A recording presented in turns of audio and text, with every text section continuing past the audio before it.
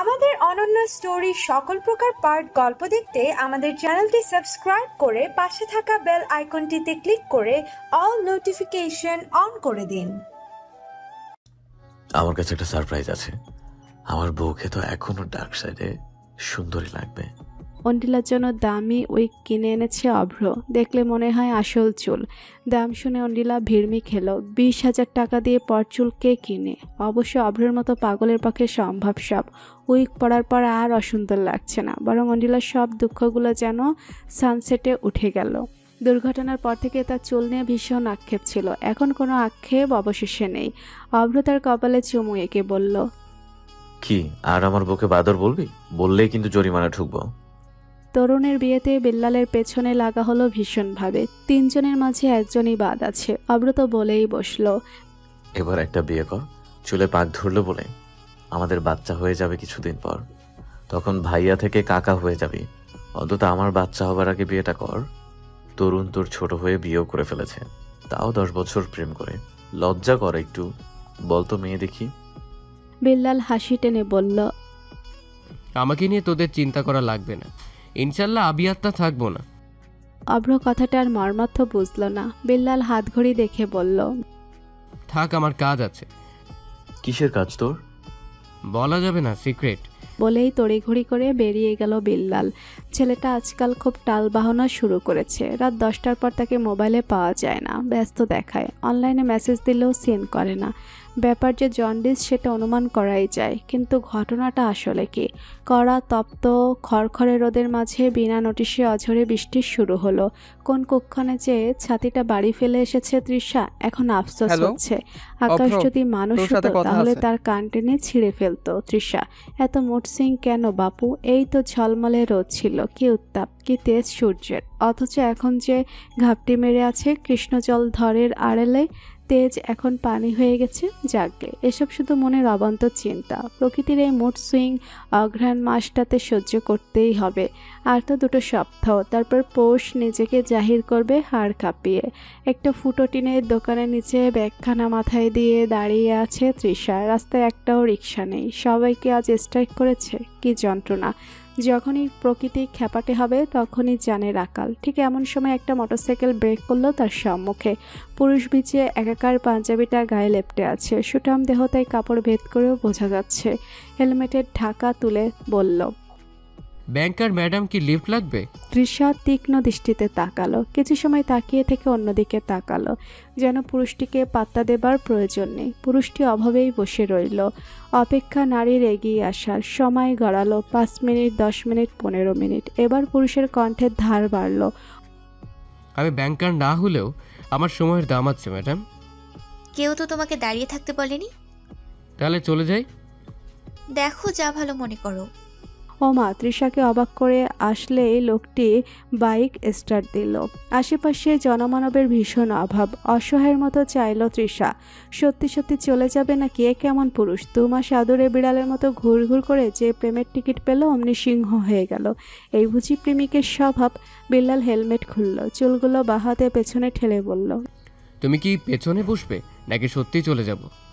যাও যাও, আমি তোমার বাইকে বসার জন্য হে দিয়ে মরছি না। আমি তরুণের বিয়ে ছেড়ে এসেছি তৃষা। গাঢ় স্বরে বলল বিল্লাল। তৃষা তার দিকে চাইল। কণ্ঠের ধারখানা কমে আবারও নরম হলো যেন। মায়া হলো তৃষার। সে তাই অভিমান ছেড়ে হনহন করে যেয়ে তার বাইকের পেছনে বসল। বিল্লাল নিঃশব্দে হাসল।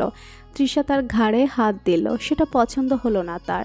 হাতখানা টেনে কোমরের কাছে আনলো। গাঢ় স্বরে বলল, আমি কিন্তু জোরে চালাই, পড়ে যাবে, শক্ত করে ধরো।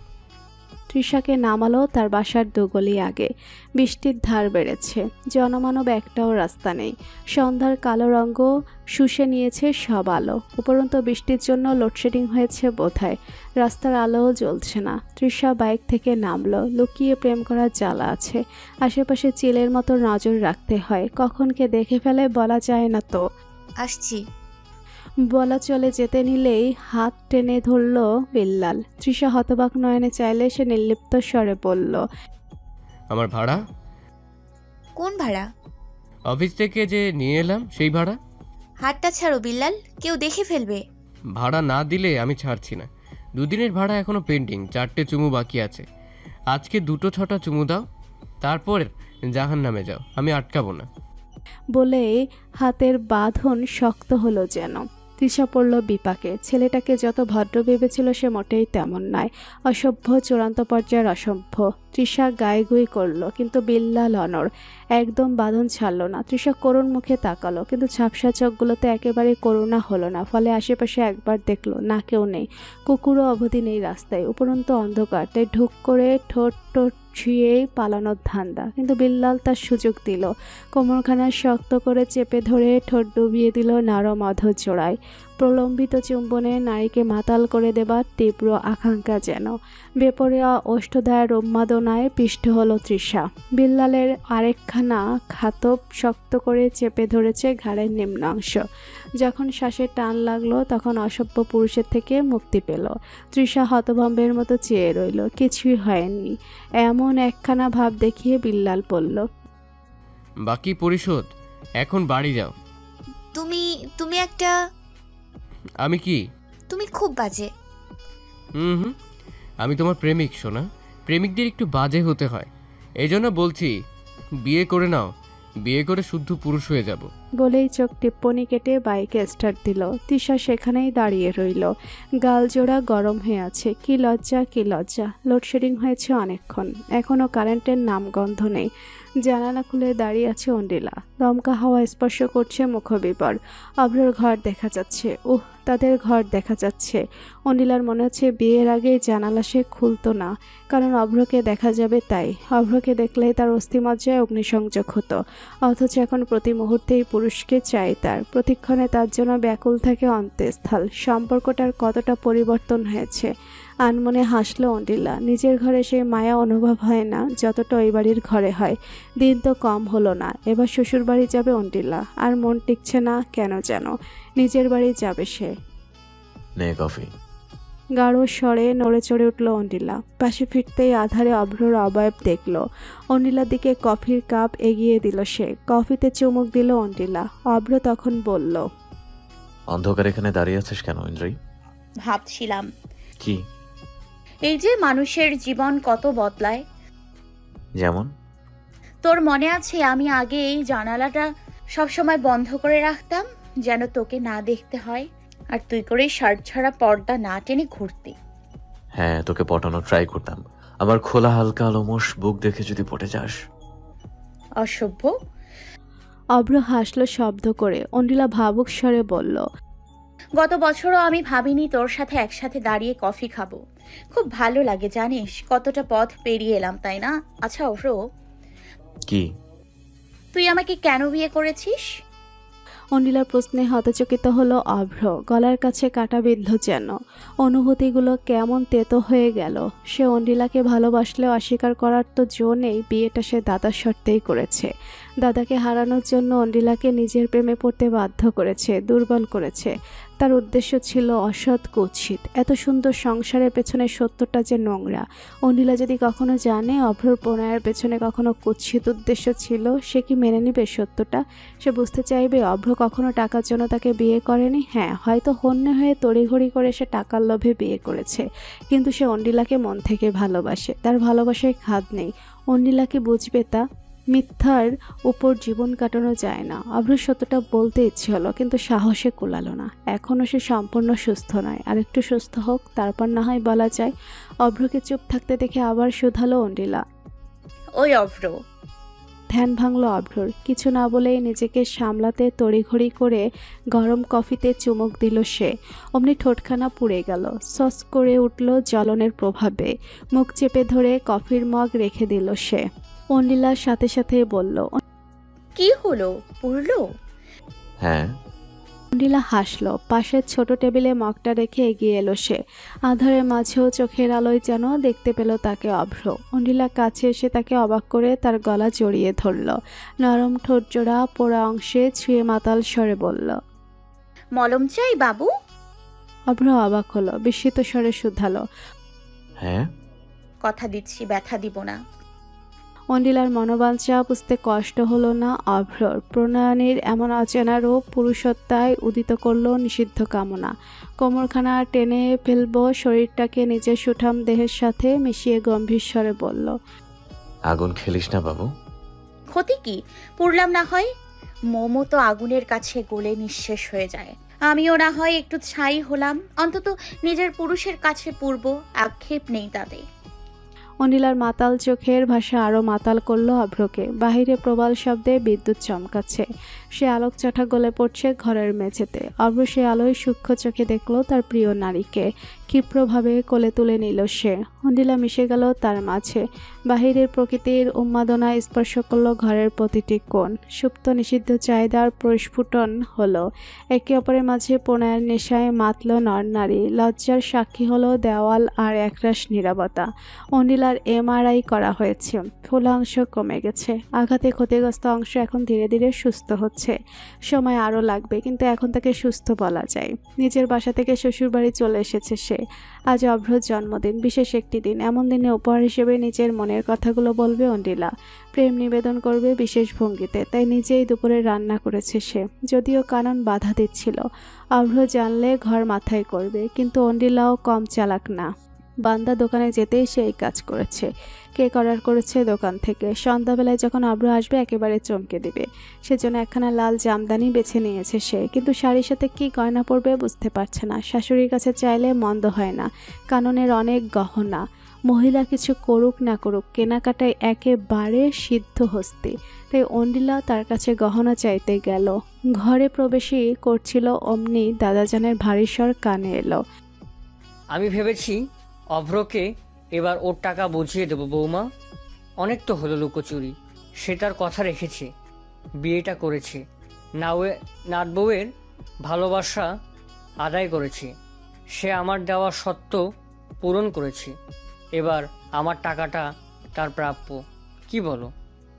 আওয়াল সাহেবের কথাগুলো কানে আসতে পা আটকে গেল অন্ডিলার। মস্তিষ্কে তীব্র ঝাঁকুনি খেলো যেন। স্তব্ধ হয়ে গেল চিন্তা শক্তি। বোঝার চেষ্টা করলো শাশুড়ি এবং দাদা শ্বশুরের কথোপকথন। কারণ শ্বশুরের প্রস্তাবের প্রসন্ন স্বরে বলল, ভালো মনে করেন বাবা, তবে আপনার বুদ্ধির তারিফ করতে হয়। ভাগ্যিস টাকার মূল্য ঝুলালেন, নয়তো আমার ছেলেটা কখনো বিয়ে করতে এমন কল্পনা স্বল্পনাও আসতে পারেনি। ছেলেটার অবশেষে একটা হিল্লে হলো। যখন হুট করে জেদ ধরলো ঐন্দ্রিলাকে বিয়ে করবে, আমি তো আকাশ থেকে পড়লাম। বিয়ের নাম শুনলেই ছ্যাদ করে ওঠা ছেলে আমার বিয়ের জন্য উন্মাদ হয়ে উঠেছে। তখন জানতে পারলাম আপনি তাকে নতুন দোকানের জন্য টাকা দিবেন। সব ভালো হচ্ছিল, কিন্তু বিয়ের সময় যা ঘটনা ঘটলো, আমি তো ভয়েই ছিলাম। একেই আমার ছেলের কোনো জিনিসের প্রতি মন টিকে না। উপর থেকে ঐন্দ্রিলা সম্মানিত নেই। এই সম্পর্কের ভবিষ্যৎ কি? জেদের জন্য বিয়ে কি টিকে? এজন্যই আমি সত্যটাকে আরও বাড়ালাম।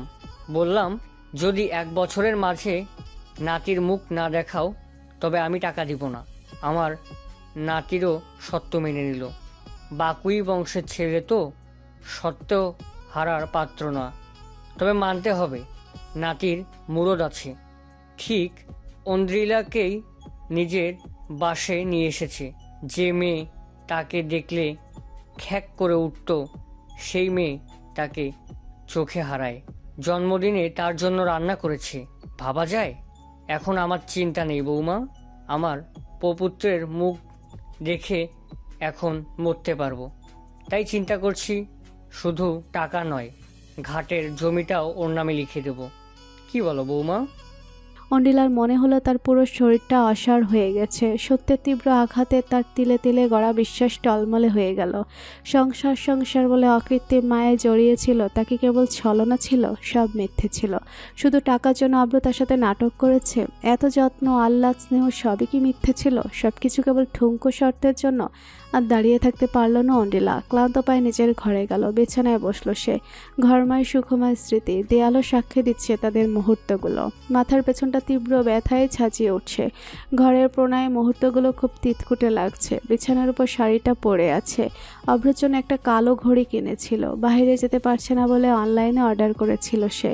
ঘড়িটা বিছানার উপরই রাখা। ঘরটাকে সাজানোর জন্য কত কিছুর ব্যবস্থা করেছিল সে, এখন সব বৃথা লাগছে। বিছানা থেকে ড্রেসিং টেবিলের আয়নাটা দেখা যাচ্ছে। সে আয়নায় ক্লান্ত দৃষ্টিতে লাগলো সে। নিজের প্রতিবিম্ব দেখতেই তিক্তটা বাড়ল বাজেভাবে। এতটা অর্থব সে। একটা মানুষ কি করে বারবার মানুষ চিনতে ভুল করে। নিজের নির্বুদ্ধিতার উপর প্রচণ্ড রাগ হলো, সেই সাথে নিজের উপর জমল ঘৃণা। এত ভালোবাসার লোভ কেন তার? ক্রোধ বিতৃষ্ণা বিষাতে ঝাঁঝরা হয়ে উঠল সে। বিছানার পাশে রাখা তাদের দুজনের ফটোফ্রেমটা ছুঁড়ে মারল সে আয়নার দিকে। হলুদের ছবি, যেখানে অভ্র একরাশ মুগ্ধতা নিয়ে তাকিয়ে আছে তার দিকে। মুহূর্তে তীব্র ঝঙ্কার তুলে গড়িয়ে পড়ল আয়নাটি। ফটোফ্রেম ভেঙে কাঁচ ছড়িয়ে ছিটিয়ে পড়ল মেঝেতে। অবহেলায় পড়ে রইল ছবিটি। অন্ডিলা তাকিয়ে রইল ছবিটির দিকে। মানুষের চোখও নাটক করতে পারে বুঝি? ঘরময় হুলস্থুল কাণ্ড। ঘরের নিষ্পাপ জিনিসগুলো নিজের আহুতি দিলে বিনা কারণে। ভাঙ্গা কাচ, এলোমেলো বিছানা চাদর, ভাঙ্গা শোপিস, ফুলদানি, মাটিতে অবহেলায় পড়ে থাকা শাড়ি সাক্ষী দিচ্ছে অনিলার আহত হৃদয়ের। অনিলার চাহনি শান্ত, অশ্রু শুকিয়ে দাগ হয়ে গেছে চোখের নিচে। ভাঙ্গা কাচে পাটা কেটে গেছে, রক্ত পড়ে জমাট বেঁধে কালচে বর্ণ ধারণ করেছে, কিন্তু অনুভূতি শূন্য। ফোন বাজছে অক্লান্তভাবে। অপর পাশের মানুষটির বেশ ধৈর্য, সে অক্লান্তভাবে ফোন দিচ্ছে শুধু। অন্ডিলা নির্লিপ্ত চাইল ফোনের দিকে। অভ্র নামটা জলজল করছে। এখন অন্ডিলার ওষুধ খাবার সময়, নিশ্চয়ই মনে করিয়ে দেবার জন্য ফোন করেছে। প্রতিদিন সে বাধা ধরা সময়গুলোতে ফোন দিবেই, এটা একেবারে নিয়ম মাফিক। অন্ডিলা তাকিয়ে রইল ফোনের দিকে। ফোনটা ধরা হলো না, কেটে গেল বাঁচতে বাঁচতে। মনটা আবার দুর্বল হয়ে গেল। ভালোবাসার ক্ষুধার্ত হৃদয় মস্তিষ্ককে বোঝালো, ভুল হচ্ছে, কোথাও ভুল হচ্ছে। কেউ সারাক্ষণ নাটক করতে পারে না। একটা মানুষ সারাক্ষণ মিথ্যার মুখোশ পরে থাকতে পারে না। ঠিকই তো, অভ্র কখনো তার উপর সম্পর্ক চাপিয়ে দেয়নি। ধৈর্য ধরেছে তার মনের দরজা খোলার। দুর্ঘটনার পর থেকে মানুষটিকে তাকে পুতুলের মতো আগলে রেখেছে, যেন একটু রূঢ়তা তাকে ভেঙে ফেলবে, গুড়িয়ে দিবে। একটা মানুষ তো সারাক্ষণ নাটক করতে পারে না। কোথাও একটা ভুল নিশ্চয়ই হচ্ছে। অভ্রের সাথে কথা বলে বোধহয় সব সমাধান হয়ে যাবে। অনিলা ফোনটা হাতে নিল। অভ্র নাম্বারে ফোন দিল, কিন্তু নাম্বারটা বন্ধ। ফলে সে উঠে দাঁড়ালো। পা থেকে এখনও চুয়ে চুয়ে রক্ত পড়ছে, তীক্ষ্ণ ব্যথা মস্তিষ্ককে নিজের অস্তিত্ব জানান দিচ্ছে। তবু অন্ডিলা হাঁটতে লাগলো। গন্তব্য অভ্র। অনেক প্রশ্ন বাকি, উত্তর চাই। বিল্লালের মাথা চুল ছেঁড়ার জোগাড়। কখন থেকে কিছু হিসাব মেলানোর চেষ্টা করছে, কিন্তু মিলছে না। 168 টাকার একটা গ্যাপ থেকেই যাচ্ছে। হিসাব এমন একটি জিনিস যা যতক্ষণ না পর্যন্ত মিলবে তত সময় পর্যন্ত বিরক্তি কাটে না। মিললে শান্তি, আর না মিললে মাথার প্রতিটি নিউরনে এত উন্মাদ হয়ে উঠেছে চুল ছিঁড়ে ফেলতে ইচ্ছে করে। ঘড়ির দিকে এক দফা তাকালো। তৃষ্ণা অপেক্ষা করছে, তার যাওয়া উচিত। গতরাতে মাকে এনিয়ে বেনিয়ে বিয়ের কথা বলেছে সে। বিল্লালের বাবা গত হয়েছে আজ 15 বছর। মায়ে তার সব। বিল্লালের মাও ছেলে অন্তঃপ্রাণ। তাই তো ছেলের পছন্দে তার দ্বিমত নেই।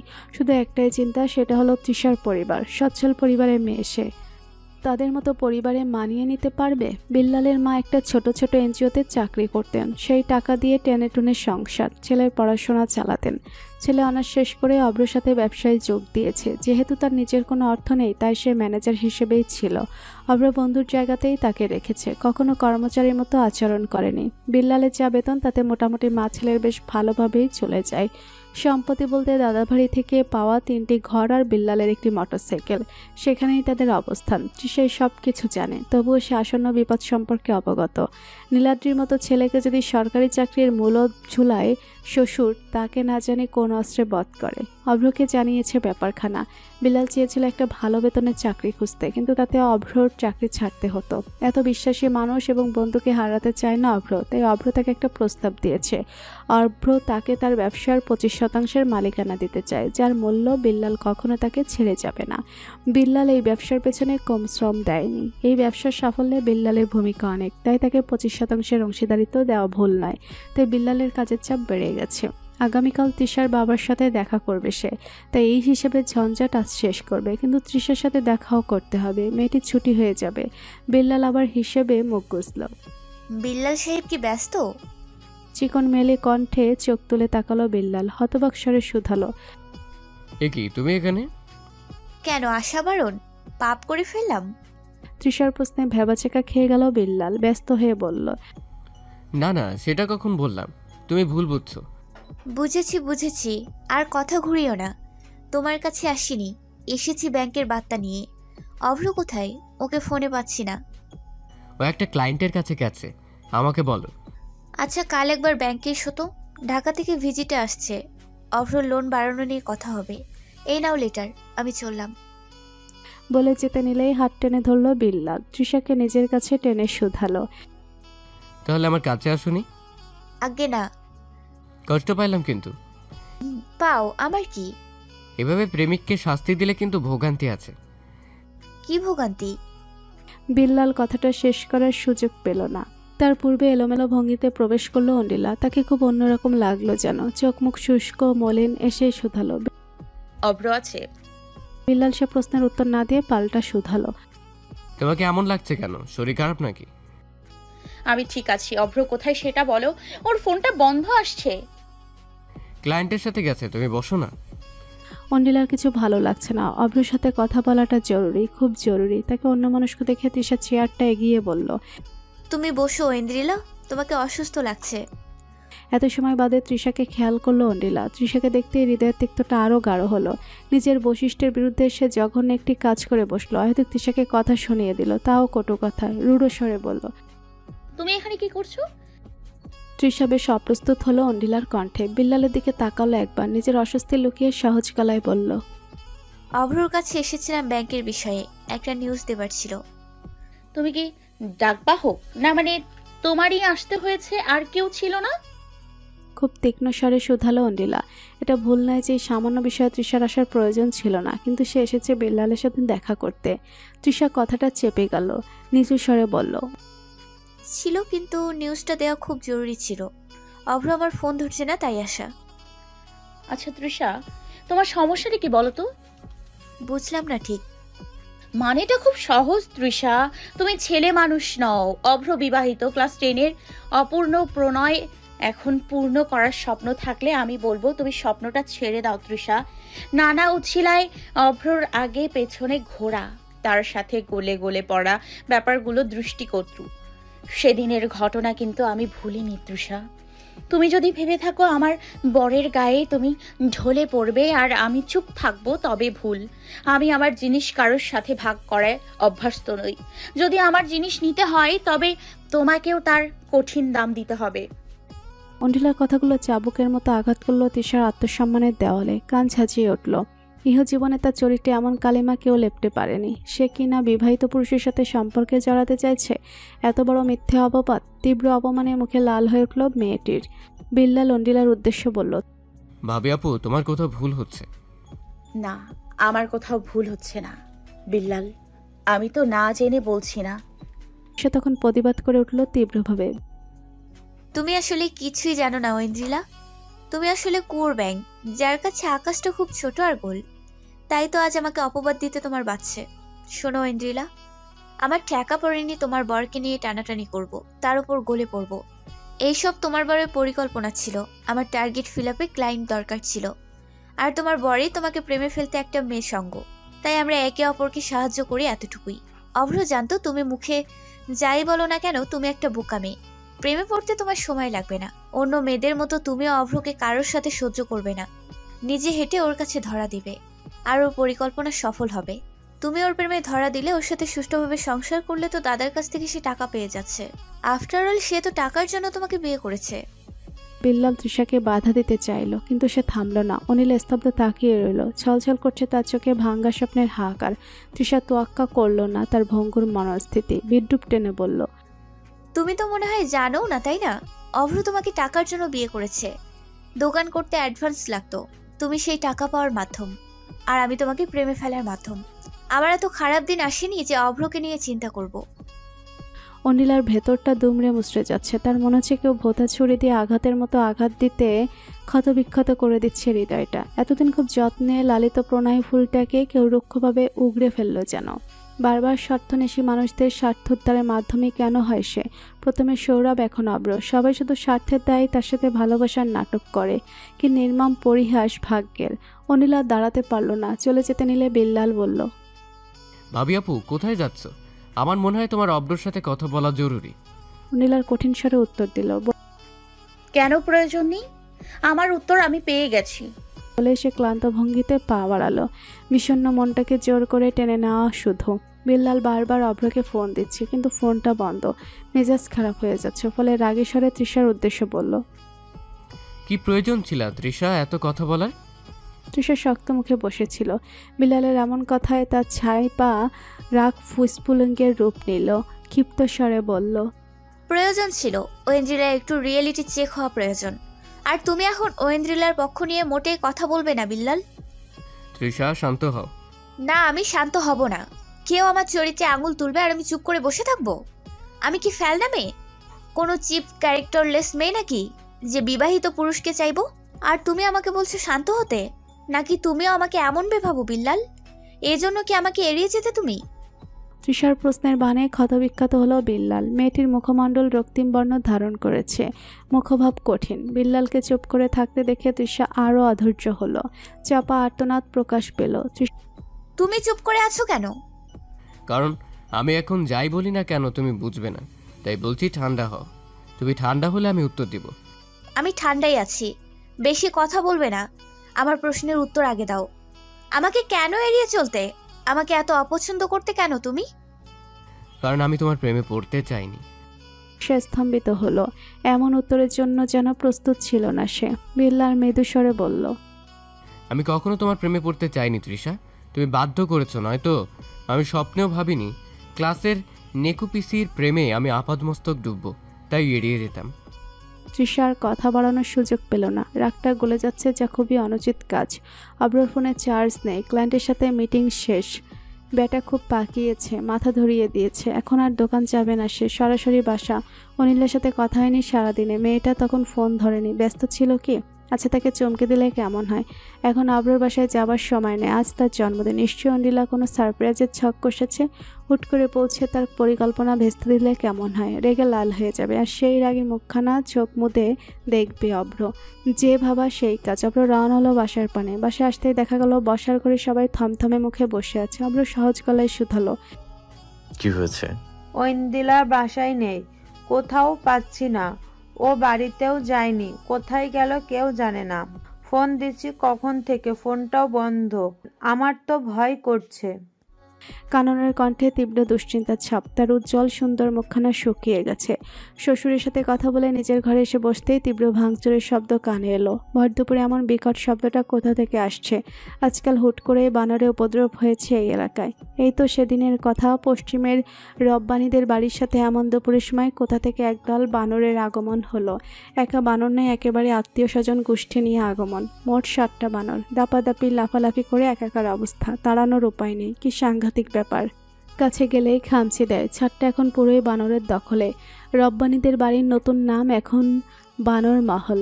বানরগুলো কি এখন তার বাড়িতে এসেছে দখলের জন্য? ভয় পেলেন কিঞ্চিত কানন। একটু সংকোচ হলো। এডিস সাহেব বাসায় নেই, উনি থাকলে সাহস পাওয়া যেত।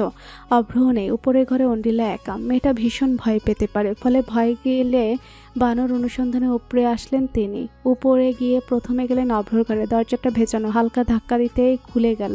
ঘরের অবস্থা দেখে হতভম্বের মতো দাঁড়িয়ে থাকলেন কানন। ঘূর্ণিঝড়ের পরবর্তী বিধ্বস্ততা বুঝি একেই বলে।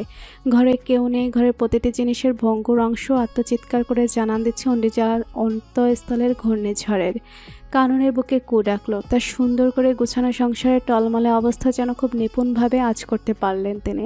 সাথে সাথে ফোন করলেন অভ্রকে, কিন্তু ফোনটা বন্ধ। চিন্তায় গলা শুকিয়ে এলো কাননের। অপেক্ষা করলেন 1 ঘন্টা 2 ঘন্টা, কিন্তু অন্ডিলার খবর নেই। ফোনটাও ফেলে গেছে। এডিস সাহেব ফিরলে জানালেন সব কিছু। এডিস সাহেব স্ত্রীর নির্বুদ্ধিতায় বেশ বকাবকিও করলেন। অবশেষে খোঁজখবর নেওয়ার অধ্যায়ের সূচনা হলো আনুষ্ঠানিকভাবে। ও বাড়ি খোঁজ নিতেই জানা গেল অন্ডিলা আসেনি। ভয়ের মেঘ গাঢ় হলো, চিন্তার কুহেলেকা ঘন হলো। কি করবে বুঝতে পারছে না তারা। সাবেরা কঠিন মুখে বসে আছেন, কারণ অপরাধীর মতো এতটা সময় বসেছিলেন। অসুস্থ বৌমা কাউকে না জানিয়ে কোথায় চলে গেছে। অবশেষে অভ্রর আগমন ঘটল। কাননের কথা মস্তিষ্কে আন্দোলিত হলো অভ্র। অভ্রর। অনুধাবন করতে সময় লাগলো। অভ্র কোনো কথা না বলেই নিজের ঘরের দিকে ছুট দিল। ঘরে প্রবেশ করতেই তার মুখ রক্তশূন্য হয়ে গেল। চূর্ণ বিচূর্ণ ঘরটা দেখে আন্দাজ করতে কষ্ট হলো না আসলে কি ঘটেছে। অনিলার রাগ সহ্য করেছে এই জড়বস্তুগুলো, কিন্তু রাগের উৎসটুকু মস্তিষ্কে ধরা দিচ্ছে না। অভ্র এমন কিছু করেনি যাতে অনিলা ক্ষিপ্ত হবে। মায়ের সাথে তার সম্পর্ক ভালো, শাশুড়ির সাথে সম্পর্কটা এখন কিছুটা স্বাভাবিক হয়ে এসেছে। তবে এই তাণ্ডবের হেতু কি? তার চেয়ে প্রথমে অনিলার ঠিকানা জানা প্রয়োজন। অনিলার শূন্যতা চাবুকের মতো আঘাত করছে অভ্রকে। অন্তঃস্থলে চিনচিনে ব্যথা মস্তিষ্কে অবশ করে দিচ্ছে। কিংকর্তব্য বিমূল লাগছে তার। মেঝেতে এখন অনিলার রক্তের দাগ। মেয়েটি আঘাত পেয়েছে, নিশ্চয়ই স্যাভলন লাগায়নি। কোথায় খুঁজবে? পিউ ছাড়া অনিলার বান্ধবী নেই এর ঘরে। পিউ এখন বান্দরবানে, ও বাড়ি যায়নি সে। মাথা তো মোটেই কাজ করতে পারছে না অভ্র। উচ্চাটানে অন্ধকার লাগছে সব। ঠিক সেই সময় ইদ্রিস সাহেব এলেন। ফোনে গিয়ে উৎকণ্ঠিত গলায় বললেন, বিল্লাল তোমাকে খুঁজছে। পরে কথা বললো। ওয়েঞ্জিলার ব্যাপারে কিছু বলতে চাই। সাথে সাথেই ফোনটা হাতে নিল। অপাশের মানুষটি মা চবর্গীয় গালি দিয়ে ঝাঁঝালো স্বরে শুধালো, কই ছিলি তুই? ঐন্দ্রিলার সম্পর্কে কিছু বলতে চাইছিলি, সেটা বল আগে। ফাও পেঁচাল পারতে ইচ্ছা বা আগ্রহ কোনোটাই নাই। ঐন্দ্রিলার সাথে তোর কথা হয়নি? ও দোকানে এসেছিল তোকে খুঁজতে। কখন? দুপুরের একটু পর। ব্যাত্তারি, ও কিছু বলেছে তোকে? না, কিছু বলেনি, কিন্তু এখানে ক্যাচাল হয়েছে। কি কাচাল? বিল্লাল একটু সময় নিল, তারপর সবটা খুলে বলল। বিল্লালের কথা শেষ হলে স্তব্ধ বসে রইল অভ্র। স্বীকার না করলেও এই ভয়টা সর্বদা কণ্ঠস্থ চেপে ধরে থাকতো। বিয়েটা সে দাদার স্বার্থে করেছে, এটা সত্য, তিক্ত সত্য। ভালোবাসার অনুভূতিটা প্রাচীন হলেও এই সত্য থেকে মুখ ফেরানোর ক্ষমতা অভ্রের নেই। দাদার শর্তবিহীন তাদের গল্পটা হয়তো কোনো পরিত্যক্ত স্টেশনের চেয়ারের মতোই পড়ে থাকতো। অভ্রর মনে অনিলার হৃদয়ের নরপতি হবার ইচ্ছেটা হৃদয়ের এক কোণায় পড়ে থাকতো হয়তো। দূর থেকে বিমুগ্ধ নয়নে তাকে দেখত, কিন্তু ছোঁয়ার স্পর্ধা করতো না হয়তো। হয়তো এই ঘটনা যদি আগে ঘটতো অভ্র থাকতো বেপরোয়া। আগের মতো নির্লিপ্তভাবে অনিলার অভিসম্পাদ মেনে নিত। বরাবরের মতো সে থাকতো দায়সারা। কিন্তু যখন থেকে নিজের অনুভূতিগুলোকে আলিঙ্গন করলো অভ্র, তখন থেকেই কুৎসিত সত্যটাকে ভয় পেতে শুরু করলো অভ্র। অন্তরে কাটা দিল অনিলার অভিশাপ পাবার আশঙ্কা। অনিলার চোখে নিজের জন্য ঘৃণা যে তাকে অবর্ণনীয় যন্ত্রণা দিতে পারে সে সম্পর্কে হৃদয় ধারণা দিল। এর চেয়ে সাংঘাতিক ভীতি যে তাকে কাবু করতে লাগলো তা হলো অনিলার শূন্যতা। সেই ভয় এখন বাস্তবিক রূপ ধারণ করেছে। নিজের উপর তীব্র রাগ হলো অভ্রর। নিজেকে পাগল পাগল লাগছে। ঘরমায় আরেকবার চাইল সে। তার অনিলা নেই, তার রাজ্য আজ রিক্ত। পৃথিবীটা এতটা যন্ত্রণাময় লাগছে কেন? জীবনটা এত অভিশপ্ত ঠেকছে কেন? অসহায় চোখে বাবার দিকে তাকিয়ে বলল, নিজে বাবা, ঐন্দ্রিলা আমাকে ছেড়ে চলে গেছে বাবা। দাম্ভিক অহংকারী ছেলেকে দ্বিতীয়বার পরাস্ত অবস্থায় দেখলেন ইদ্রিস সাহেব। ছেলেটার দম্ভ চোরমার হয়ে গিয়েছে, কিন্তু শান্তি লাগছে না কেন? হয়তো মানুষের স্বাভাবিক সত্তাই আমাদের মন মস্তিষ্কে অভ্যস্ত থাকে। যতই মনে তীব্র বাসনা হোক, ভিন্নতা আমরা সইতে পারি না। পাহাড়ের বৃষ্টি স্রষ্টার অনন্য দৃশ্যপট। আকাশের মেঘেরার তখন ধীর লয়ে নেমে আসে পাহাড়ের চূড়ায়। তারপর জলনৃত্য। প্রকৃতিতেও সেই নৃত্যে নিজেকে মিশিয়ে ফেলে। এই অলৌকিক সুরম্য দৃশ্য দুচোখ মুতে উপভোগ করছে পিউ। থানচি উপজেলার রেমক্রি খালের গায়ে নীলাদ্রির দোতলা কটেজ। সম্পূর্ণ কাঠের কটেজটি। নিচে একটি রুম এবং রান্নাঘর। সিঁড়ি বেয়ে উপরে উঠলে পাশাপাশি দুটো রুম। রুমের সামনে টানা বারান্দা। বারান্দায় সারিবদ্ধ টব, তাতে নানা পাহাড়ি ফুল। কুরুক ফুলের ডালটি ফুলের ভারে নুয়ে পড়েছে। শ্বেতকাঞ্চন ফুটবে ফুটবে করছে। ভীমখানায় মাথা এলিয়ে দাঁড়িয়ে আছে পিউ। থানচিকে ধীরে ধীরে আপন করে নিয়েছে সে। চাকমাদের ভাষা সে বুঝে না, তবে নীলাদ্রির অ্যাসিস্ট্যান্ট এবং এই কটেজের কেয়ারটেকার অজয়ের বদলেতে সে কিছুটা হলেও শিখছে। যেমন খাবোকে তারা হেম বলে। মুই ভাত হেম অর্থ আমি ভাত খাবো। আমার খিদে নেই হলো মোর পেট নপরের। আমি ভালো আছি বোঝাতে বলতে হয় মুই গম আগং। পিউয়ের বেশ মজা লাগে। আপাতত সে 3টে লাইনই বলতে পারে, বাকি ভাঙ্গা ভাঙ্গা কিছু শব্দ বলতে পারে। পুরো কথোপকথনের জন্য নীলাদ্রি আর অজয়ের সাহায্য তার চাই। সে যতটা কঠিন ভেবেছিল পাহাড়ে থাকা, তত কঠিন নয়, বরং প্রকৃতিকে প্রাণ খুলে উপভোগ করা যায়। এই যেমন বর্ষার এই স্নিগ্ধতা ইট পাথরের শহরে কোথায় পাবে? শ্বেতকাঞ্চনের মিষ্টি গন্ধ কি নিজের ঘরে পেত? কফি চলবে? প্যাকেট কফি বানিয়ে এনেছে নীলাদ্রি। নিশ্চয়ই চৌবচ্চার অঙ্কে মাথা ধরেছে নীলাদ্রির। পিউ মিষ্টি হেসে বলল, এদিকে আসুন। কাঠের রেলিংয়ে কাপ জোড়া রাখলো নীলাদ্রি। পিউ দুহাত মেলে তাকে আলিঙ্গনের আমন্ত্রণ জানালো। নীলাদ্রিও অসহায় বেলায় ছানার মতো তাকে জড়িয়ে ধরে ঘাড়ে মুখ গুজলো, কাতর স্বরে বলল, এভাবেই থাকি কিছু সময়। থাকো। এমন সময় অজয়ের কষ্ঠ কানে এলো। স্যার, হাঁচুর নিচে আসো। ঐন্দ্রিলা। অনিলা কাউকে কিছু না জানিয়ে একা একা এতটা পথ পাড়ি দিয়ে এসেছে। তাকে বিধ্বস্ত লাগছিল। হাতে একখানা হ্যান্ডব্যাগ ছাড়া কিছু নেই। কাপড়টাও ঘরে পড়া, চোখ জোড়া ফুলে আছে, ক্লান্তি মুখে। সে কোনো ফোন নিয়ে আসেনি। কি করে পথ চিনে এতটা দূর এলো, সেই চিন্তা সর্বপ্রথম এলো নীলাদ্রির মাথায়। কিন্তু পর মুহূর্তে মনে পড়ল গত বছর এবং তার আগের বছর মোট 2 বছর অনিলা এখানে এসেছিল। তবুও মেয়েটা সাংঘাতিক কাজ করেছে। যদি পথে কিছু হয়ে যেত। পাহাড়ে মানুষ উদ্বাস্তুর মতো আসে না, আসে একেবারে আটঘেট বেঁধে। সে কিছু বলতেই চাচ্ছিল, কিন্তু অন্ডিলা ক্লান্ত স্বরে বলল, আমি একটু ঘুমাবো, শরীরটা খুব ক্লান্ত লাগছে। পিউ তাকে কেবিনে নিয়ে গেল। পায়ের জখমি অবস্থা নজর এড়ালো তার। ক্ষত স্থান পরিষ্কার করে মলম লাগিয়ে দিয়ে শান্ত স্বরে বলল, যখন ভালো লাগবে আমাকে খুলে বলিস কি হয়েছে। ও বাড়ি থেকে ফোন আসলে প্লিজ বলিস না আমি এখানে এসেছি। পিউ আর প্রশ্ন করল না। বান্ধবীর রন্ডে রন্ডে সে অবগত। বিশ্রাম নিক, সময় হলে সবটা জানতে পারবে। অনিলা ঘর ছেড়ে বের হলো 3 দিন পরে। 3 দিন খাওয়া দাওয়া ঘরেই করেছে। নিজেকে পৃথিবী থেকে আড়ালে রাখতেই যেন স্বাচ্ছন্দ্য বোধ করছিল সে। বাহিরে বের হলেই তিক্ততা তাকে কাবু করছিল। না চাইতে অভ্রর প্রতারণা তাকে আঘাত করছিল। দোকান থেকে বের হবার পর প্রথম যে জিনিসটা অনুভব হয়েছিল তা হলো তার যাবার জায়গার অভাব। ভাগ্যবশত ব্যাগে টাকা ছিল আর নীলাদ্রির আবাসস্থলের পথখানা পরিচিত ছিল। সারাটা রাস্তা শুধু শূন্য চোখে দেখেছে এই উদার ধরণীতে। আপন মানুষ ব্যতীত এই ধরনী খুবই কলঙ্কিত ঠেকে। একাকিত্ব মানুষের সবচেয়ে বড় অভিশাপ। চেয়ার টেনে বসলো অন্দ্রিলা। নীলাদ্রির সুচালো নয়নে তাকিয়ে আছে তার দিকে। তার চোখে মুখে তীব্র আকাঙ্ক্ষা সত্য জানার। পিউ অন্দ্রিলার প্লেটে খিচুড়ি বেড়ে বলল, খেয়ে নে। অনিলার অরুচি হচ্ছে, খেতে ইচ্ছে করছে না। অনেক ক্ষুধা, অথচ খাবার দেখলে অনীহা চলে আসে। 4-5 বার বমিও করেছে সে। হয়তো এত বড় জার্নিটা শরীর নিতে পারছে না। সেদিন দুপুরের পর থেকে কিছুই খায়নি সে। সেই না খাওয়া অবস্থাতেই জার্নি করেছে।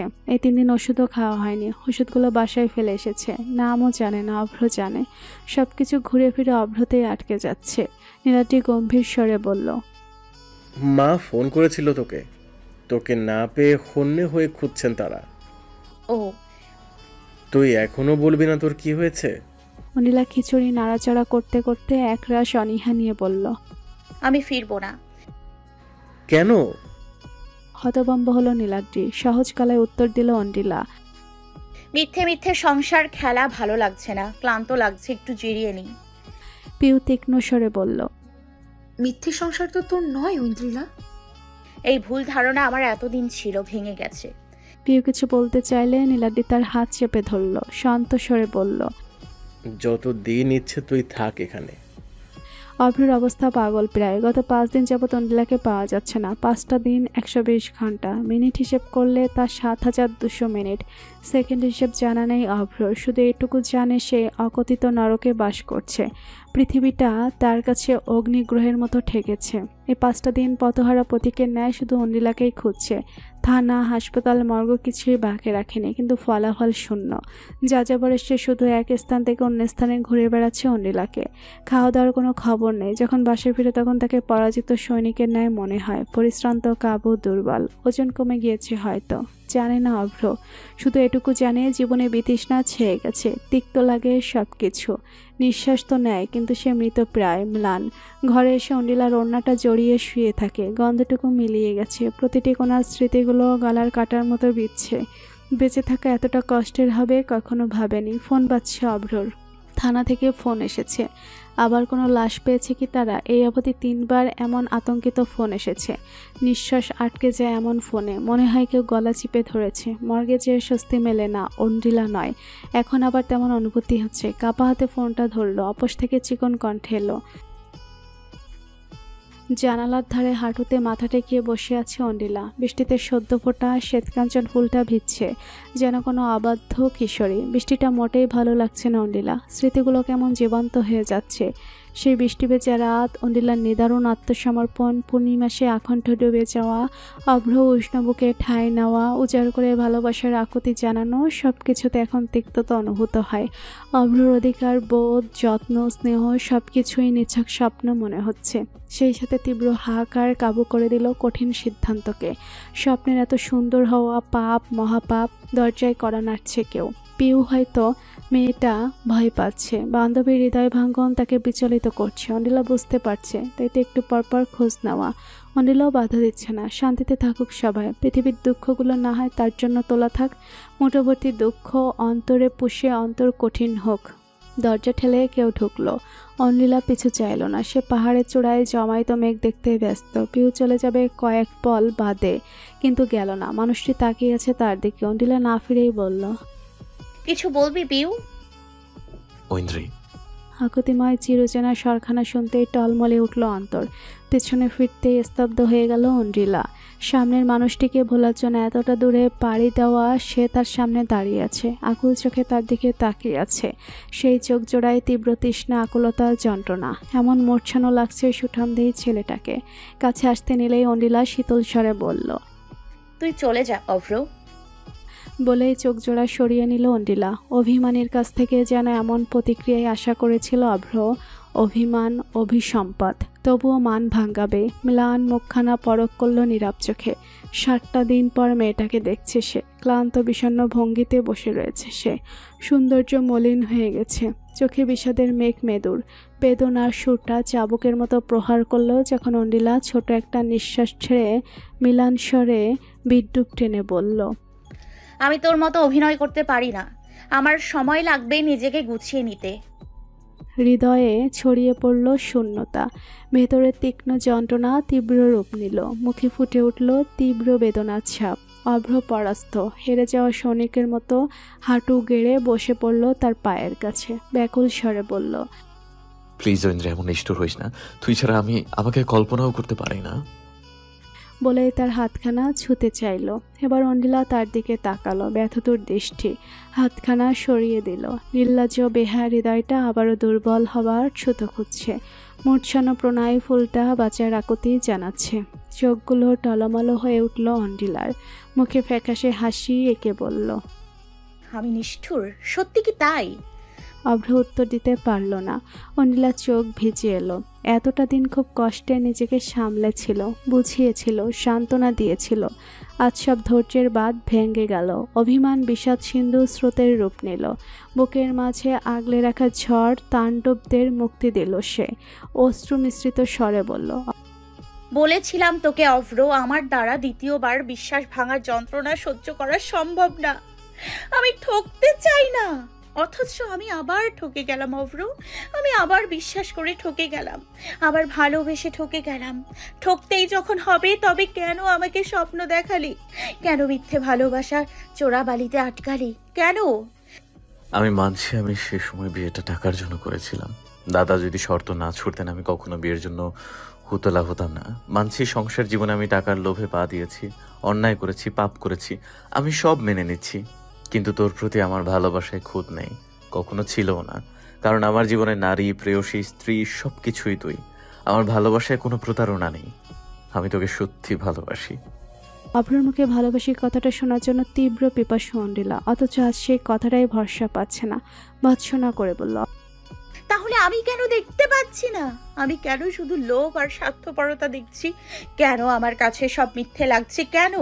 অভ্র নিঃস্ব মানুষের মতো তার পা জোড়া আঁকড়ে ধরল। কোলে মাথা রেখে কাঁপা স্বরে বলল, আমি বলবো না আমাকে বিশ্বাস কর, আমি বলবো না আমাকে ক্ষমা কর।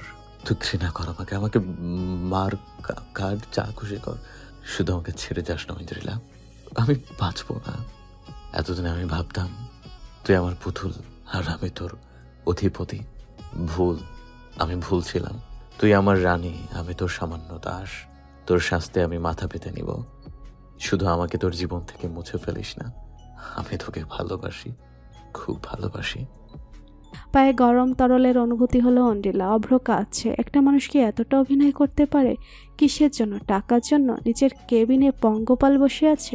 দুই পরিবারের কোনো প্রাণ বাকি নেই। এতটা পথ এইবার শাওল সাহেবও পাড়ি দিয়েছে, কারণ নাতবউকে অনেক কিছু বলার আছে তার। ছোট মেয়েটার কাছে সারা জীবনের জন্য নয়তো অপরাধী হয়ে যাবেন। নিজেকে সর্বদা বুদ্ধিমান এবং বিবেক সম্পন্ন মানুষ ভেবে যে দম্ভ করতেন তা গুড়িয়ে যাবে।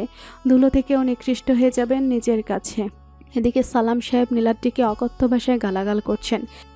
আহাম্মক কথাকার, এই মূল্যকে কে থাকে? আস্তে আস্তে কতবার গাড়ি বদলাতে হচ্ছে জানিস? আধা কথাকার। আমি তো আপনার জন্য বাড়ি বানাইনি বাবা।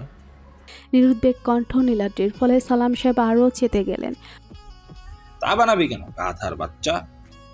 হ্যাঁ, আমি আপনারই বাচ্চা বলেই পিউর কাছে গেল সে। পিউ যে এমন মির্জাফরের মতো কাজ করে আশা করেনি। মেয়েটা অভ্রকে জানিয়ে দিল, ফলে রাগেশ্বরে জানতে চাইল, তুমি এই কাজটা কেন করলে? কোন কাজ? এই যে অভ্র আর তার 14 গোষ্ঠীকে খবর দিলে। এছাড়া কি করতাম? তোমার বোন তো ঘরে বেবাগী হয়ে পড়েছিল। তাই বলে খবর দিয়ে দিবে? ও মানা করেছিল। এই সুযোগে বদের হাড়িকে নাকে দড়ি দিয়ে ঘোরানো যেত। ওরে বুদ্ধি, একেবারে বুদ্ধির ঠেকি। আচ্ছা, বোনটা যে আড়ালে এত কষ্ট পাচ্ছিল সেটা নজরে পড়লো না? অভ্রকে সাহায্য করাটা জরুরি নয়, অঞ্জলির কষ্ট কমানোটা জরুরি। বুঝলি, তোমার বউ হবার আগে ওর বান্ধবী আমি, তাই বান্ধবী হিসেবে সেটাই করেছি যেটা ওর জন্য ভালো। নীলাদ্রি আর তর্ক করার উপায় পেল না। পিউ সালাম সাহেবের দিকে তাকিয়ে বলল, বাবা শরবত করে দিই।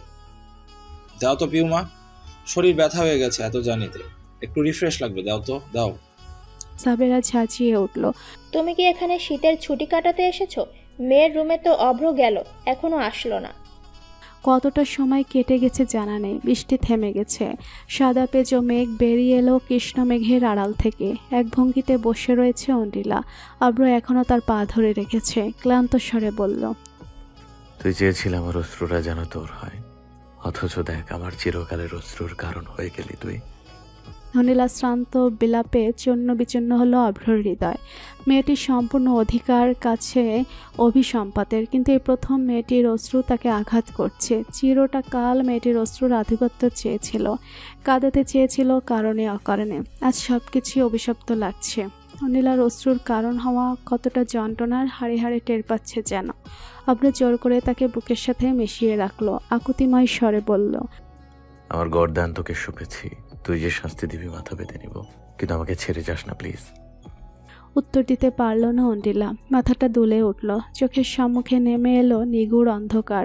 ঢলে পড়ল অভ্রর বুকে। পেলব শরীরটা দ্বিতীয়বার নিথর হয়ে লুটিয়ে পড়ল তার কোলে। অভ্রর মনে হলো পৃথিবীটা মুহূর্তেই থমকে গেছে। আর্তনাদ করে উঠল সাথে সাথে। ঐন্দ্রিলা। নিচের কেবিনে থমথমে মুখে বসে রয়েছে অভ্র। তার মুখে কোনো কথা নেই। গুমট হয়ে আছে পরিবেশ। সালাম সাহেব তো রেগে মেগে আগুন হয়ে গেছেন। অভ্রের উপরে তীব্র ক্ষোভ ছাড়লেন। এই ছেলে, তুমি কি করেছো? ও বেহুশ কেন হবে?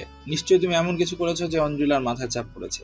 কোন দুঃখে যে তোমার সাথে বিয়ে দিয়েছি আমি, একটা রাবিশ, আস্ত রাবিশ।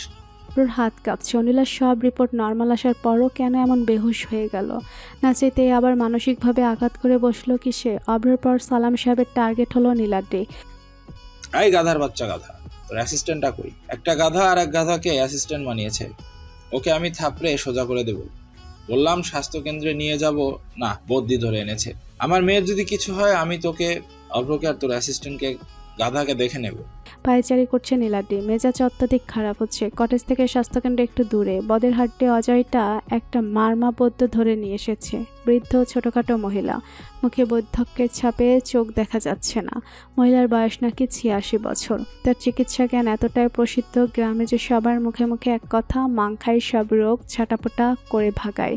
তাই অজয় ছুটে যেয়ে মাংখাইকে ধরে এনেছে। মহিলা পড়াশোনার পর জানে না, অথচ সে রোগ ছটাপটা করবে।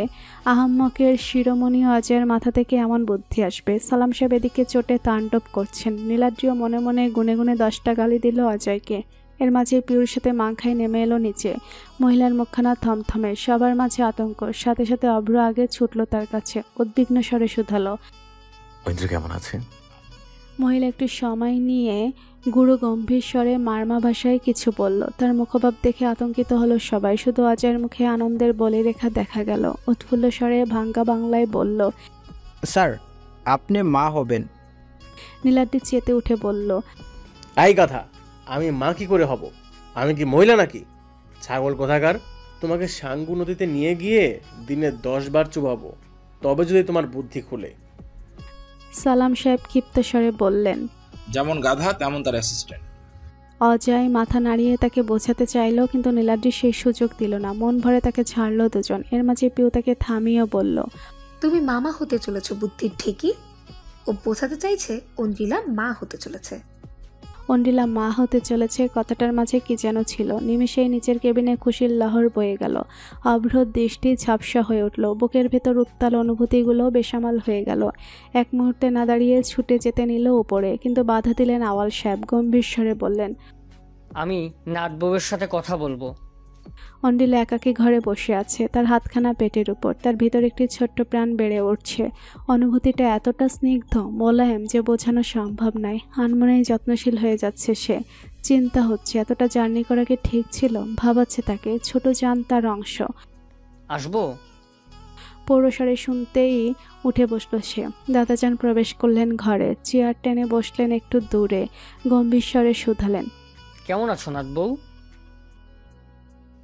এই বুড়োকে তুমি ঘৃণা করো তাই না? হঠাৎ এমন বাচ্চামা প্রশ্নে অবাক হলো অন্ডিলা। উত্তর দিল না। আওয়াল সাহেব দীর্ঘশ্বাস ফেলে বললেন, আমি তোমার অপরাধী। বিয়ের সত্যটা আমি অভ্রকে দিয়েছিলাম। বিয়ের দিন তুমি যখন পালিয়ে গেলে আমি ভয় পেলাম যে আদৌ তোমাদের সম্পর্কে কোনো ভবিষ্যৎ আছে কিনা। কিন্তু দেখো, আজ আমি চোখের সামনে ভবিষ্যৎ দেখতে পাচ্ছি। ভবিষ্যতে টলমল ভবিষ্যৎ। এত সুন্দর দিনে তোমাদের মধ্যে বিবাদ। এখন তোমাদের সাথে আমার বংশধরের কাছে ও আমি অপরাধী। তাই তোমাকে কিছু বলার প্রয়োজন। জানো নাট বউ, আমার সত্যটা পুরো বৃথা হয়ে গেছে। অভ্রকে আমি টাকাটা সেধেছিলাম তোমার অসুস্থতার সময়। তখন অভ্র টাকার প্রয়োজন ছিল খুব। ও লোনের টাকা সব খরচ করে ফেলেছিল, কিন্তু ছেলেটাকে টাকা নেয়নি। কি বলেছে জানো? বলেছে, আমি টাকাটা নিলে আমাদের সম্পর্কটা দর কষাকষির সম্পর্ক হয়ে যাবে, আমার ভালোবাসা বিবর্ণ হয়ে যাবে। আমার নাতি বলে বলছি না, ছেলেটা সত্যি তোমাকে ভালোবাসে। ও তোমাকে বলেছিল ও তোমাকে টাকার জন্য বিয়ে করেনি, শুধু টাকার লোভে তাড়াতাড়ি বিয়ে করেছে। কিন্তু বিয়ে যখন করত তোমাকেই করত। আমি বিশ্বাস করিনি, তবে এখন সেটা উপলব্ধি করি।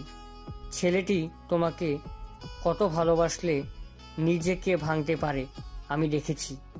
আমি বলবো না ওকে ক্ষমা করে দাও, তবে একটা সুযোগ দাও নিজের জন্য, যে আসছে তার জন্য।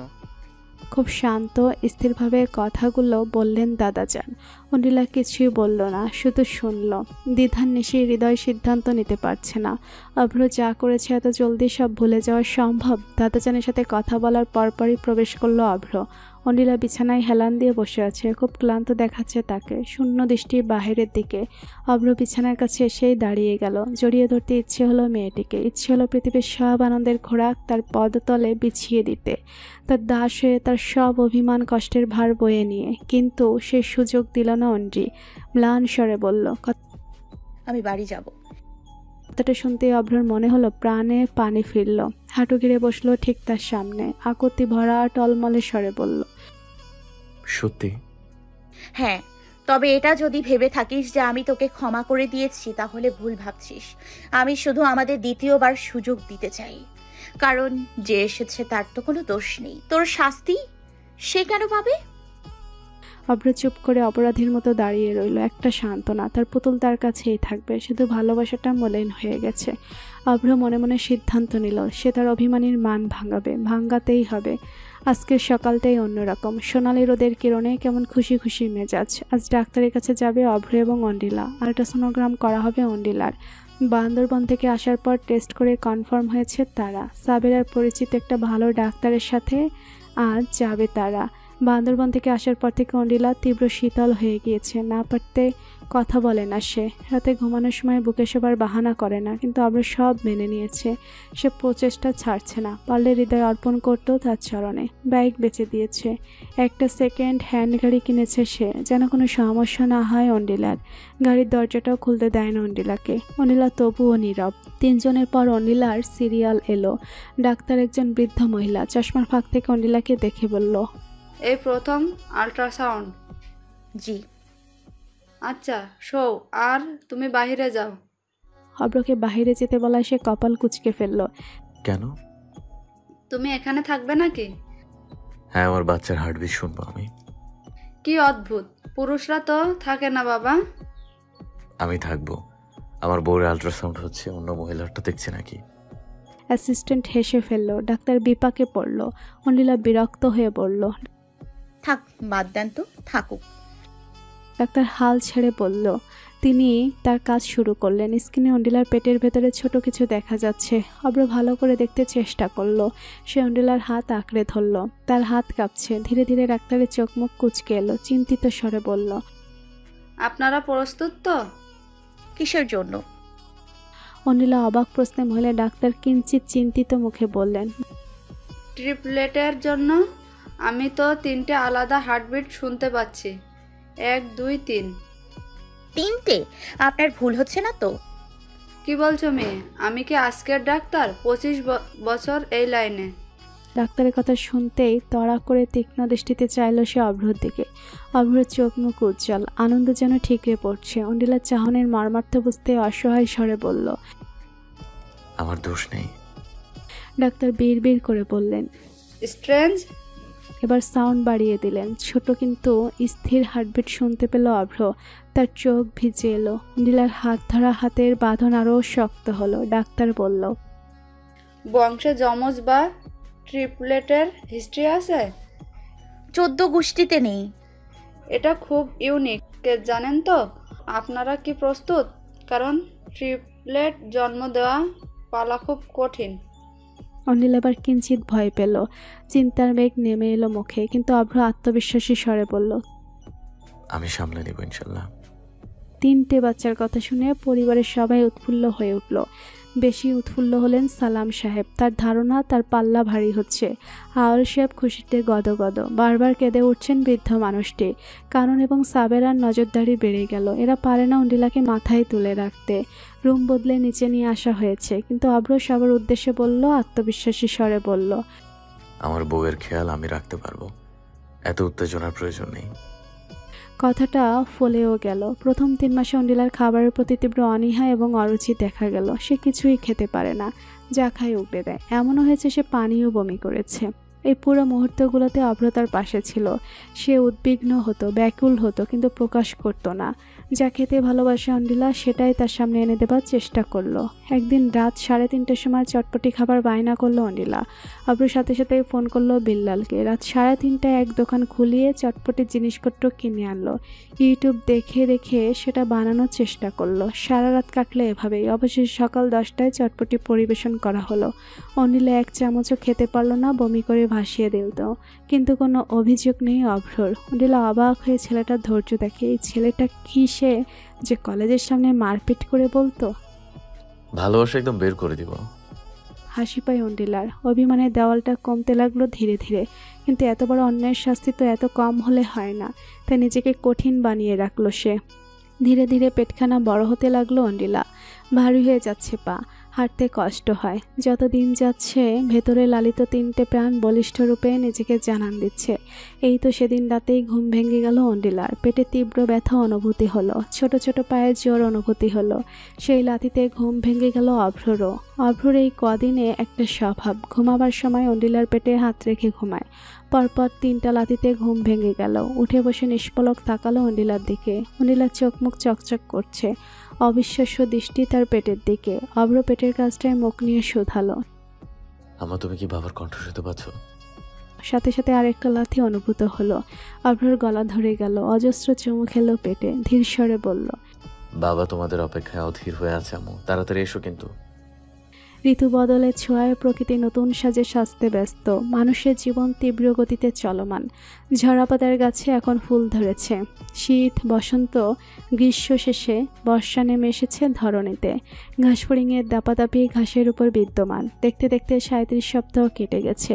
ডেলিভারির ডেটের আগেই ডাক্তার হাসপাতালে ভর্তি হতে বলেছে। কয়েক সপ্তাহ ধরে বিভিন্ন সমস্যা দেখা যাচ্ছে, যেমন পানি শুকিয়ে আসছে, অক্সিজেনের ঘাটতি দেখা যাচ্ছে। তাই দ্রুত হাসপাতালে ভর্তির সিদ্ধান্ত দিয়েছে ডাক্তার। সকাল সকাল ভর্তি হলো তারা। নীলাদ্রিপিও চলে এসেছে। নীলাদ্রির BCS এর রিটেন পরীক্ষার সামনের সপ্তাহে, তবুও সে সব ছেড়ে চলে এসেছে। পরিবারের প্রতিটি প্রাণ উপস্থিত। বিল্লাল এবং তৃষাও এসেছে। কিছুদিন আগে তাদের বিয়ে হয়েছে। প্রথমে তিশার বাবা আপত্তি জানালেও অবশেষে বিল্লালের সততা তাকে অভিভূত করতে পেরেছে। একটু পর অপারেশন থিয়েটারে প্রবেশ করানো হবে অন্ডিলাকে। নর্মাল ডেলিভারি করা সম্ভব নয়, সিজারিয়ান হবে। যখন নার্সরা এলেন তাকে নিয়ে যেতে অন্ডিলার হৃদয় নড়েচড়ে উঠল। ভয় হলো ভীষণ। অভ্রর দিকে চাইল কাতর নয়নে। 9 মাসের ছেলেটাকে শাস্তি দেবার নামে নিজেদের মাঝে একটা দেওয়াল তুলে রেখেছিল। এখন ভয় হচ্ছে যদি আর ফেরা না হয়, তাহলে কি তাদের গল্পটা অসম্পূর্ণই থাকবে? অভ্রর হাতখানা শক্ত করে ধরে ধীর স্বরে বলল, আমাদের হিসেবটা এখনো শেষ হয়নি, কিন্তু অপেক্ষা করিস। আর যদি না ফিরি, খবরদার এমন কথা বলবি না। আমি তোর অপেক্ষায় থাকবো। অভ্র দৃঢ় স্বর। ফ্যাকাশে হাসলো অন্ডিলা। অবশেষে তাকে নিয়ে গেল নার্সরা। অপারেশন থিয়েটারের বাইরে অপেক্ষা করছে সবাই। 2.5 ঘন্টা পেরিয়ে গেছে। অভ্র থমথমে মুখে বসে আছে। 2 ব্যাগ রক্ত লেগেছে। নীলাদ্রির মুখখানা ভীত। পিউয়ের হাত ধরে বলল, পিউ, তুমি ভিতরে গেলে আমি তো বেহুশ হয়ে যাব। ভালো হবে তো, আমরা দুজনই বেরিয়ে শুয়ে থাকবো অজ্ঞান হয়ে। মজা করো না। আচ্ছা, হাত আরাম বলবো না। তুমি একটু সাবধান হইও, বলা যায় না আমরা 3 জন হলো। তুমি দিন দিন নষ্ট হয়ে যাচ্ছ। হেসে উঠল পিউ। অবাক হবার ভান করলো, বলল। এর মাঝে নার্সরা বেরিয়ে এলো। 3টে নবজাতক হাতে, একটি মেয়ে এবং 2টো ছেলে। মেয়েটির আদল একেবারে অন্ডিলার অনুরূপ। ছেলেরা অভ্রর প্রতিচ্ছবি। ছোট ছোট 3টে শরীর। অপারেশন শেষ হয়েছে। অভ্র প্রথমেই শুধালো, আমার স্ত্রী? আলহামদুলিল্লাহ ভালো। নিন, বাবুদের কোলে নিন।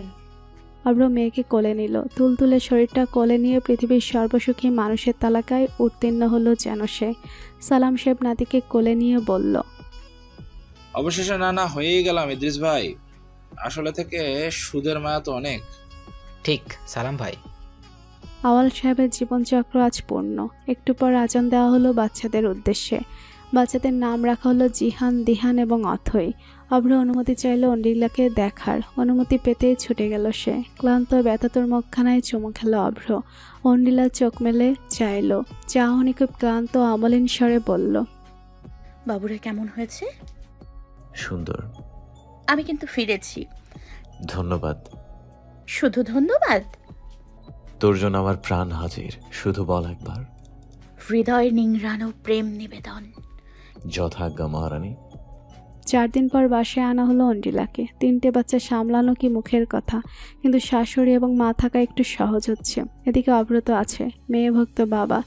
ছেলেদের দিকে খেয়াল না থাকলেও মেয়েকে চোখে হারায় সে। তার সব কিছু নিজ হাতে করে। মেয়েটা স্বভাবে একেবারে অন্ডিলার মতো।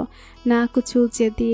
বাবা কোলে না নিলে সে ঘুমাবে না। আর ছেলেগুলো একেবারে শান্ত, শুধু খিদে লাগলে একসাথে চিৎকার করে। সালাম সাহেব সারাক্ষণ নাতিদের মুখে তাকিয়ে থাকেন। তা দেখে অভ্র শ্বশুরের উদ্দেশ্যে বলল, কি শ্বশুর আব্বা, আমার প্রোডাক্ট কেমন দেখছেন? টপ নচ না? অভ্রর কথা শুনে সালাম সাহেব মুখ বাঁকিয়ে বললেন, ছাগলের ঘরে ছাগল বলে কি, এ যেন তার কৃতিত্ব। আমার নাতি নাতনি তো আমার মতো সুন্দর হবে, এটাই সায়েন্স। গোষ্ঠীর দূর দূর থেকে এমন ইউনিক প্রোডাকশন দেখছেন কখনো? একসাথে 3টা। এটা আমার ভালোবাসা, বুঝলেন? আমি যে আপনার মেয়েকে কতটা ভালোবাসি এটারই প্রমাণ। নির্লজ্জ ছেলেটার কথা শুনে অন্ডিলা পারে না, মাটি ফাঁক করে ঢুকে পড়ে। বাবা হয়েছে অথচ মুখে লাগাম নেই। বিকালের রোদ নরম হয়ে এসেছে। অবশেষে বাচ্চারা ঘুমিয়েছে। অভ্র 3 জনকে শুয়ে দিয়েছে। বারান্দা এসেছে অন্ডিলা। ক্লান্তি মুখমণ্ডলে লেপ্টে আছে। অভ্র ধীর পায়ে এসে তাকে পেছন থেকে জড়িয়ে ধরল। অনিলা তার উষ্ণ স্পর্শে নিজেকে এলিয়ে দিল। হেসে শুধালো, কেমন লাগছে জনাব? খুব শান্তি। আমি তোকে বোঝাতে পারবো না বাবু। থ্যাংক ইউ সো মাচ এত চমৎকার গিফটের জন্য। আর আমার গিফট? আমার মন শহরের প্রতিটি ঈদে তোর নামে খোদাই করা। বাতাসে শুধু তোর গন্ধ, অলিতে গলিতে তোর হাসির গুঞ্জন, অম্বর জুড়ে ভাসমান মেঘেরা ধরণীতে গলে পড়ে তোর প্রতীক্ষার বিরহে। প্রতিটা প্রহর তুইতে সাজতে চায়, পথহারা পথিকের মতো বসে আছে শুধু তোর অপেক্ষায়।